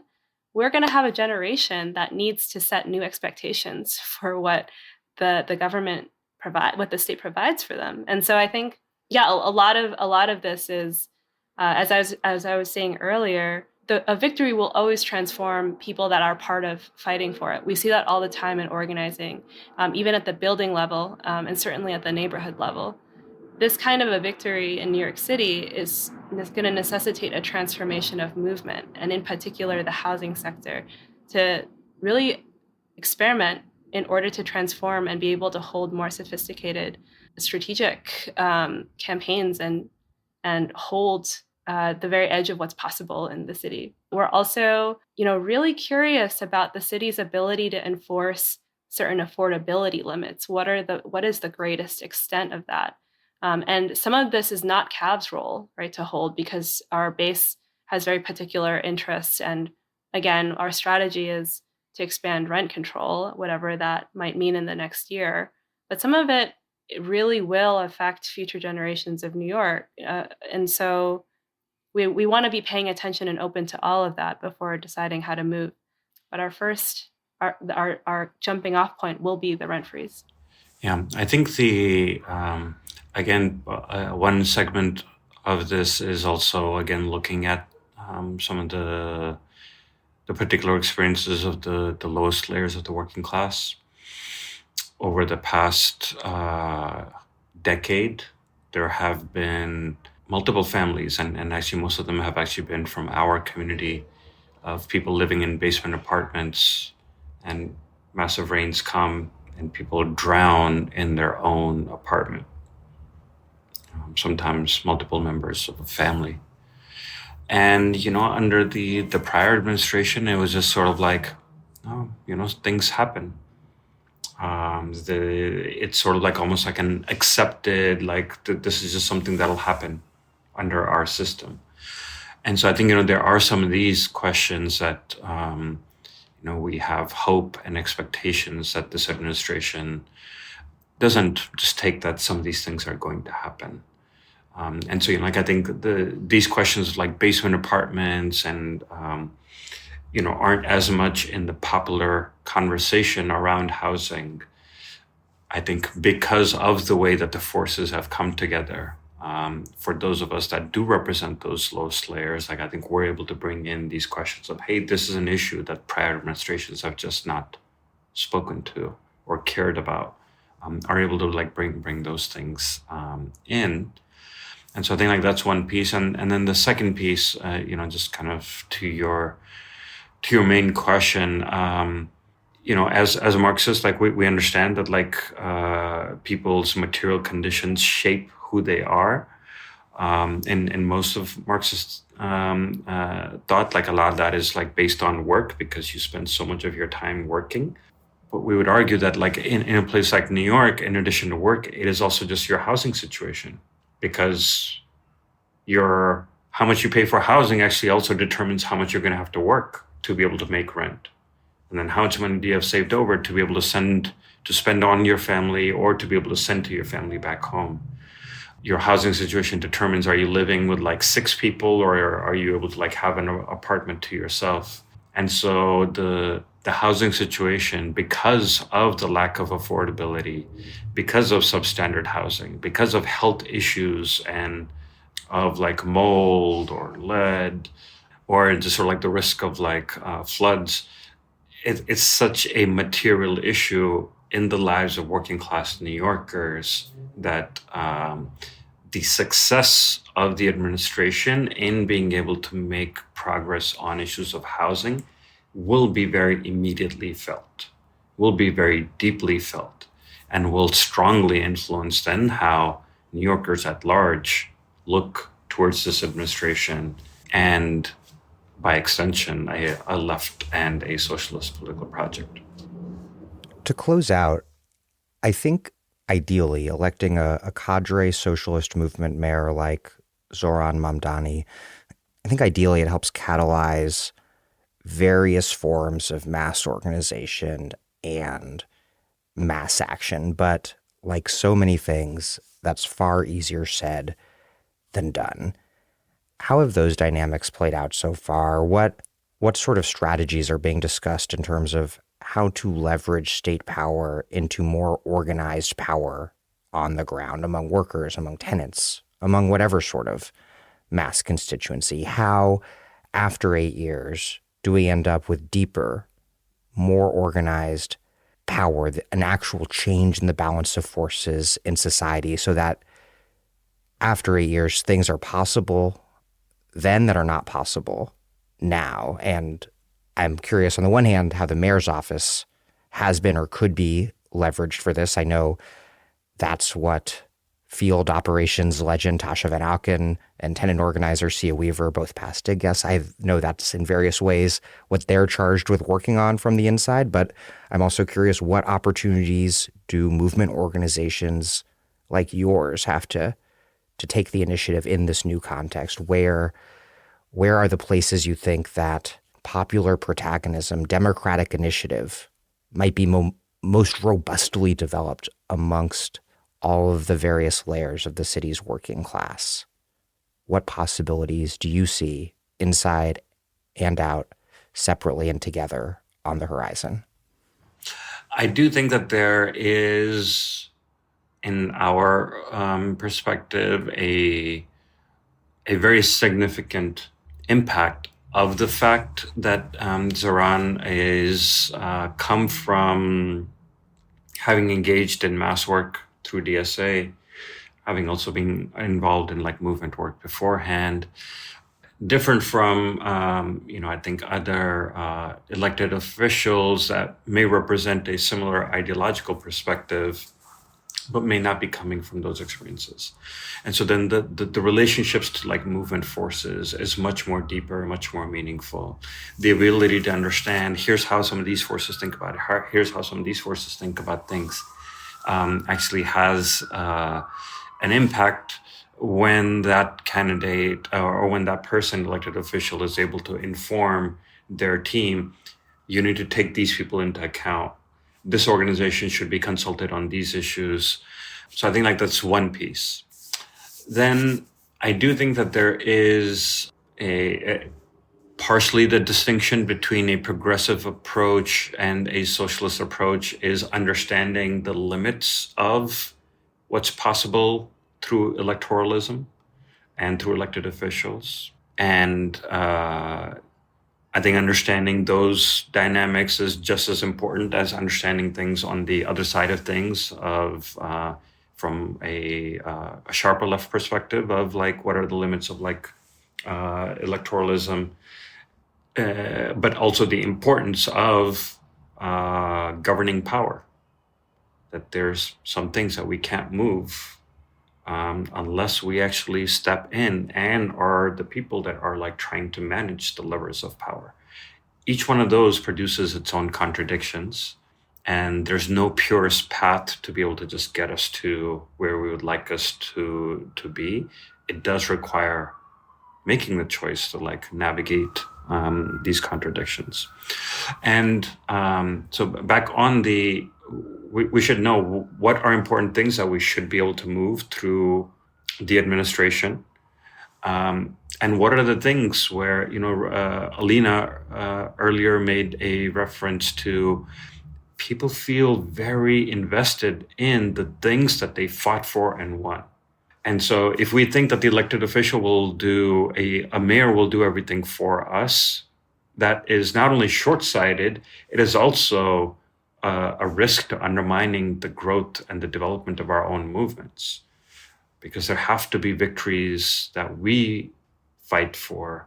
Our sweat, our tears have to go into it. Because the process of that struggle, the process of whether we win or lose, transforms people. And part of the socialist project is the remaking of people, and particularly the remaking of our class, of that we're not, and particularly as protagonist agents that are able to be political actors, that are able to play a role in the shaping of society, in the shaping of policy, in the shaping of movements. And so, I think with that, it's important to understand, okay, what are projects and things that we move through the administration? What are the mass engagement projects that the administration holds? And then what are projects that we move as outside independent left political forces? I don't think, I think you asked sort of like, so what would be those things that we take on first? I'm not sure exactly sort of like where those things would be. where greater democratic, more participatory democracy, popular democracy projects could take. But I do think that my gut instinct is that housing, affordability, the use of land, those are places where there's already some relatively small portions of that that exist, but those are places where we can really actually expand them. I think education is another place, which is one of the places that Zohran is not coming in with a strong background in as a mayor, but the expansion of democracy and popular participation in systems of education is another place where the potential for the transformation of people as protagonists, as political agents, is quite high. Awesome. Alina, take us home. I was thinking, I was reflecting on how there's different layers to your question, right? So success of Zohran's administration, the success of a democratic socialist mayor who's able to succeed in office sends a very different kind of message to cities across the United States. It reinforces the idea of the local as a layer of protection or defense against federal authoritarianism. And I think that in itself is important to our broader project. I think it will vary depending on who you ask and what their analysis is, what success looks like. I think then for us at CAV, at CAV, we have no illusions about what we need to be doing in this moment. We are doubling down on our outreach and base building work. We have long since started knocking on doors, bringing members in, bringing them into the organization and into our first fight together on the rent freeze campaign that we've started. And I think the opportunity in this moment is actually to build new alliances, not just through name, but through practice of experimenting how to interact with the incoming administration. And in particular, I think that kind of experimentation is most possible through a formation like People's Majority. And so those are all ways that I think we're going to start out building and strengthening movement. And then I think that in particular, the first 100 days was a really important first 100 days for housing, not just because of the data that was collected from the rental ripoff hearings, but also because there was this experience of thousands of tenants being brought face to face with agency heads whose main job was to take notes on what they were saying.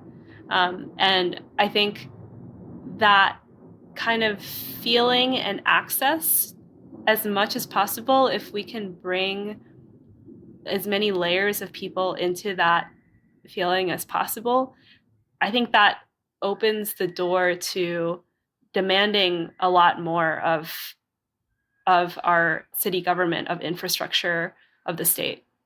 And so I think that was one opportunity. I think another is the housing plan, which is coming out sometime soon, probably. And I think will then be one of the blueprints in which we can then struggle, test, figure out what is in our interest and what is not. Anyway, there's a lot of different experiments and projects that I think we're going to be able to take on, and it is going to be through experimentation together that we're going to be able to build alliances, strengthen movement, and all throughout it. Again, we are under no illusions that the city is going to give us everything that we want. We're still building our organization, and we just have never lost sight of that. And I don't think we will anytime in the next few years. Well, Alina Shen and Fahd Ahmed, thank you both very, very much. Thank you. Thank you.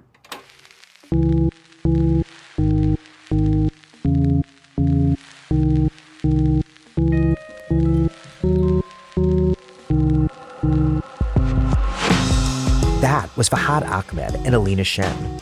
Fahd Ahmed is the executive director of DRUM, Desi's Rising Up and Moving, a New York City-based organization mobilizing low-income South Asian immigrants for social and policy change, and also of Drum Beats, the sibling electoral arm. Fahd is a grassroots organizer, socialist strategist, and base-building supremacist with over 2 decades of experience. His work focuses on left movement building, immigrant rights, police accountability, and fighting imperialism. Born and raised in New York City, Alina Shen is the organizing director of CAV, Organizing Asian Communities, and has been a part of the organization since 2011. CAV organizes working-class Asian immigrants and youth across New York City neighborhoods that are on the front lines of gentrification and predatory speculation. Thank you for listening to The Dig from Jacobin Magazine. As Marx once said, after noting that workers cannot come to power and achieve the realization of their class interests without passing through a protracted revolutionary development. While other podcasts have only interpreted the world in various ways, our point is to change it. We're posting new episodes most weeks. The Dig was produced by Alex Lewis. Our associate producer is Jackson Roach. Music by Jeffrey Brodsky. Our operations manager is Sylvia Atwood. Our senior advisors are Theorio Francos and Ben Mabey. Check out our vast archives and newsletters at thedigradio.com. Follow us on Twitter and also Instagram and Blue Sky at The Dig Radio. And please do find us wherever you get podcasts and subscribe to this one. If it's on iTunes or Spotify, please also rate and review us positively. Those reviews help introduce us to new listeners, but what really and truly does that is you telling your friends to check out the pod. Please make propaganda for us. And do find us at patreon.com/thedig and make a monthly or annual contribution to keep this operation up and running strong. Even a few bucks is huge.